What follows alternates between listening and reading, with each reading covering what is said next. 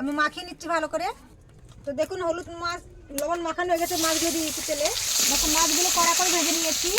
নিয়েছি কাঁচা লঙ্কা জিরে নিয়েছি, বেটে নেবো। মশলাটা বাটা হয়ে গেছে। দেখুন সিমগুলো আগে আমি ভেজে নিচ্ছি। দেখুন সিমগুলো হালকা ভাজা হয়ে গেছে, তুলে নিচ্ছি আমি। দেখুন ওই তেলের মধ্যে একটা তেল দিয়ে দিচ্ছি আমি, একটা শুকনো লঙ্কা দিয়ে দিচ্ছি, জিরে দিয়ে দিচ্ছি, আলু দিয়ে দিচ্ছি। দেখুন আমি একটু লাল করে ভেজে নেবো আলুটা। দেখুন আলুগুলো ভাজা হয়ে গেছে, আমি এই মশলাগুলো দিয়ে দিচ্ছি, একটু ভালো করে কষিয়ে নেবো। তো দেখুন আমি লবণ দিয়ে দিচ্ছি 1 চামচ। দেখুন ভালো করে কষিয়ে নিচ্ছি। এগুলো ভাজা হয়ে গেছে, আলুগুলো আমি সিমগুলো দিয়ে দিচ্ছি এবারটা। এটার সাথে একটু কষিয়ে নেবো। হয়ে গেছে, আমি জল ঢেলে দিচ্ছি এবারটা। জলটা বেশি করবো না, অল্পই করবো। দেখুন তরকারি ফুটে গেছে, আমি মাছ কটা দিয়ে দিচ্ছি।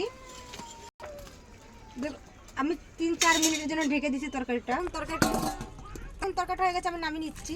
দেখুন তরকারিটা হয়ে গেছে।